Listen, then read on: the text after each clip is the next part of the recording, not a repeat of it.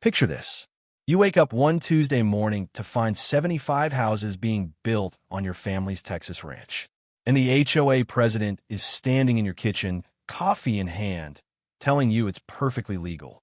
That's exactly what happened to Garrett Rusty Thornfield. After spending 6 long weeks at his father's hospital bedside, Rusty came home to the roar of diesel bulldozers tearing up prairie grass that had grown wild for over a century. The smell of fresh concrete mixed with the mesquite smoke from his grandfather's old forge.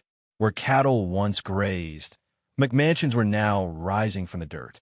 But this blonde woman in designer workout clothes had the nerve to wave some papers at him and say, "Oh, honey, your daddy signed the development agreement. Didn't he tell you?" Spoiler alert, his father never signed anything. And by the time this story was over, Mother Nature herself would bulldoze every last one of those houses. Rusty Thornfield was 52 years old, a third-generation rancher, and the kind of man who still believed a handshake meant something. His 847 acres of Texas hill country stretched from the old windmill that creaked like arthritic bones all the way to the family cemetery where 4 generations of Thornfields rested under ancient live oaks. He had just buried his father the hard way.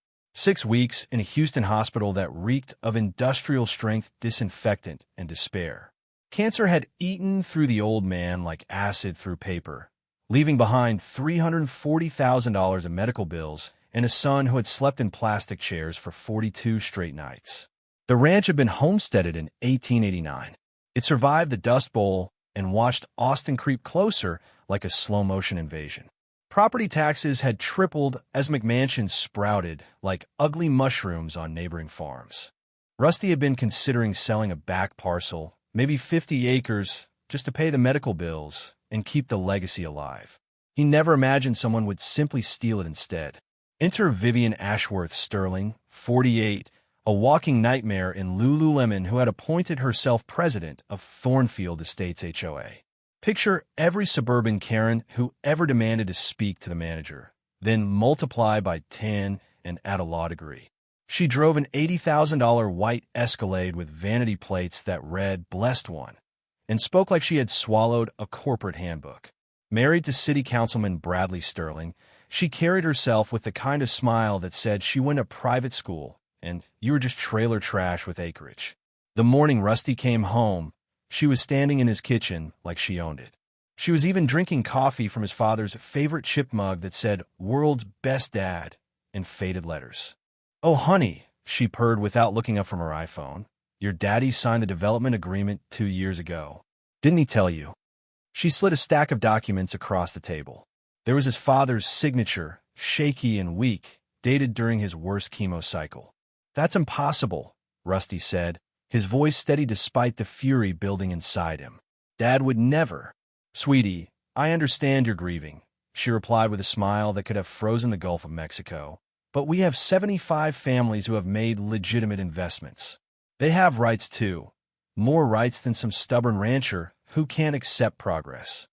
As she clicked across his grandfather's hand-laid hardwood floors in her designer heels, Rusty looked out the window at the construction site.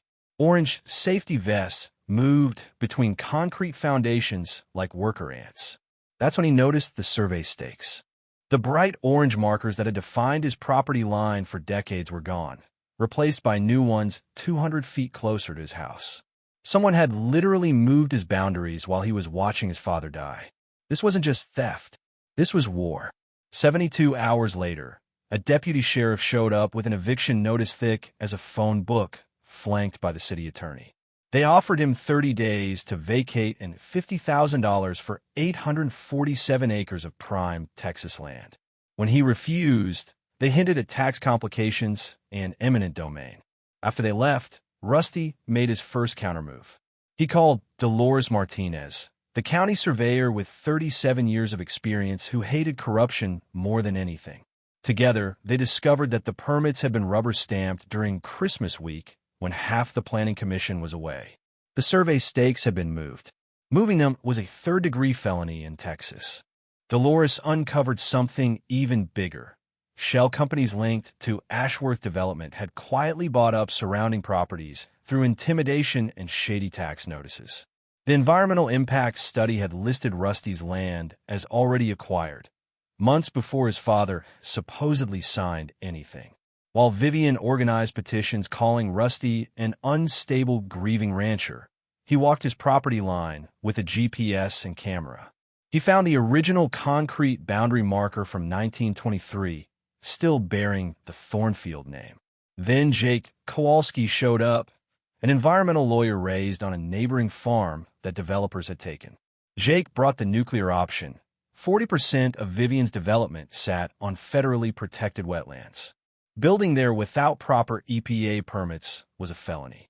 But the biggest revelation came from the original 1889 land patent. Rusty's family didn't just own the surface. They owned the mineral rights too. Oil, gas, everything underneath. Every foundation and septic system was trespassing on those rights.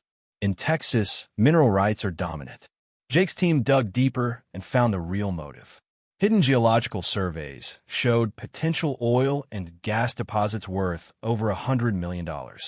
Vivian's subdivision was never about houses. It was a front to secure clear title, so she could flip the mineral rights to an energy company. She had even signed a secret deal planning to demolish the homes within 18 months of drilling. While Rusty and his team built their case in silence, Vivian escalated.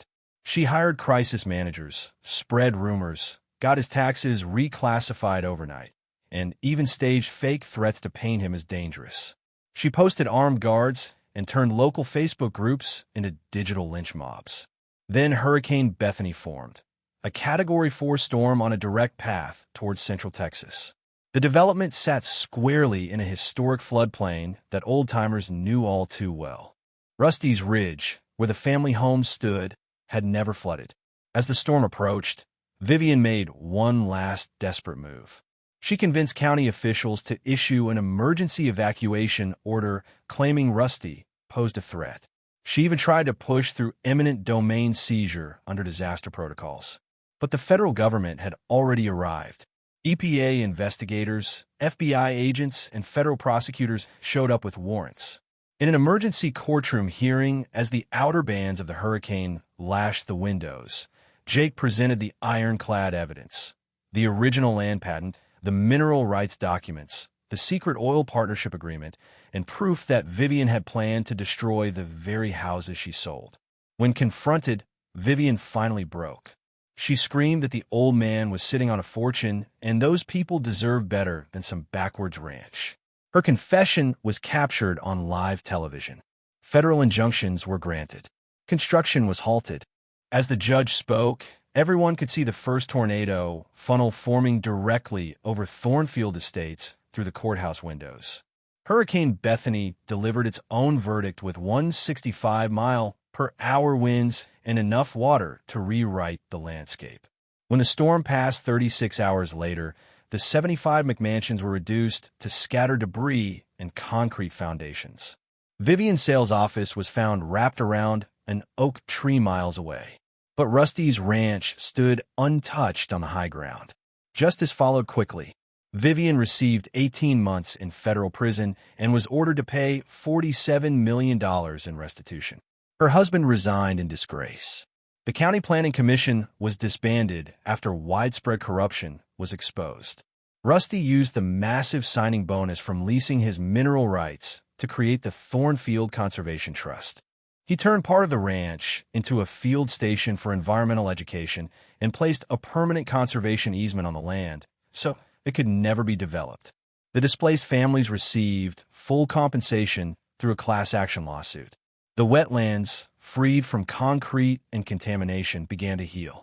Within 18 months, birds returned and the water ran clear again. Today, on quiet evenings, Rusty stands on his grandfather's porch listening to the meadowlarks, the lowing cattle, and the creak of the old windmill. The land endures. The truth endures. And sometimes, the best revenge is simply letting Mother Nature do what she does best.